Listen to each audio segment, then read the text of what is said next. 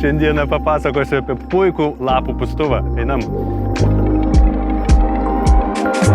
Ruduo tai yra metas, kada krenta daug lapų ir mes turime gerai padirbėti su jais. Jūs galite lapus tvarkyti savo sklype 3 dienas, galite tas padaryti per maždaug 30 minučių maksimum ir kuo puikiausiai sutvarkyta. Jeigu naudosite protingus įrankius kaip Stihl BGA 300, tokius įrankius turėti privalo netgi kiekvienas želdintojas profesionalas, nes atlikus savo želdinimo darbus dažnai būna, kad prilimpa žemės prie trinkelių arba pribyra kažkur tai trąšų, žemių, sėklų ir su tokiais įrankiais jūs labai švelniai, gražiai galėsite nupūsti trinkeles, susitvarkyti žolynus, gėlynus, sutvarkyti netgi asfaltą, kur važinėjote, trypėte ir kažkokius tai darbus atlikote. Jūs galite pūsti 970 kubinių metrų per valandą ir didžiulį debesį lapų išpūsti, ištaškyti ir viskas. Įrankio galingumas tikrai stebina, vien tik tai ištisai dirbant galime dirbti visą valandą.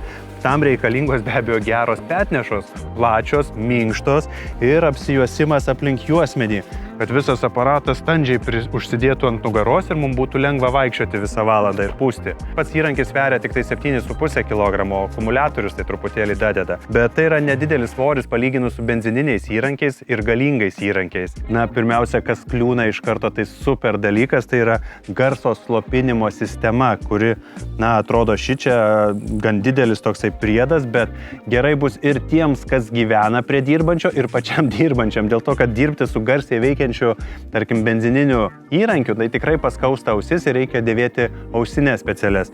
Čia to nereikės, nes įrankis pats aparatas dirba labai tyliai. Taip, kad jeigu turite objektą prie darželių, mokyklų ar gydymo įstaigų, jūs tikrai galėsite darbuotis netriukšmaudami ir netrukdydami pacientam, klientam, nežinau, darbuotojams ir visiems kitiems. Kartais tenka manevruoti tarp gėlynų arba tarp automobilių, tarp kitų siaurų ruožų ir šiame būtent aparate yra pačios oro srauto triubos ilginimo arba trumpinimo sistema labai paprasta, kada atveržiam, pailginom arba patrumpinom ir vėl atvirkščiai padarėm, užfiksavom ir viskas, ir dirbam toliau savo darbus. Na, Stihl tikrai galvoja, kad jums būtų kuo patogiau ir netgi transportuojant tokius įrankius, kad nesivoliotų po visą automobilio bagažinę visą triubą, tai yra fiksatorius toksai. Pukšt, užkabinote ir nešatės įrankį, kur reikia, arba dedate į bagažinę. Darbui palengvinti čia yra ratukas, kurio pagalba nusistato, kokiu stiprumu norime pūsti ir dirbant darbus mes galime įjungti, galima sakyti, autopilotą, kuris palaiko norimą greitį. Tai tiesiog nusistatau, paspaudžiu dirb ir paspaudžiu užfiksuoju. Mane tikrai džiugina šitas įrankis, dėl to, kad galiu nusistatyti rankeną, kaip man patogu, be jokių papildomų įrankių. Tiesiog atlenkiu, nusireguliuoju, užfiksuoju ir einu toliau dirbu. Tiem, kas netiki stiprumu šio aparato, pažiūrėkite.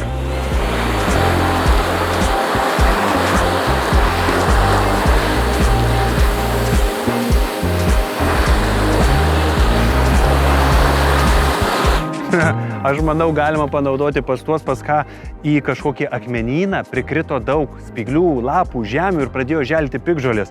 Aš galiu išsipūsti netgi tai lauk iš akmenyno savo. Žinot, kam aš sugalvojau? Gal galima skruzdėlynus naikinti su juo? Net kurmius, aš manau, išpūstų už 50 metrų. Net turiu nuraminti šitą žvėrį, nes čia pas mane akmenys visi skraido, gėlės, kai kurios išlėkė, tai truputėlį pamažinam, dabar dirbam. Tokiem pagyvenusiems kaip aš, tai galima net žvakutės užputinėti, jau kai virš 40 žvakučių, tortas ir padalintas, ir žvakutės užpūstos. Aš girdėjau tokią legendą, iš tikrųjų, kada pirmą kartą šį aparatą testavo Vokietijoje, Lietuvoje praūžė Anatolijus.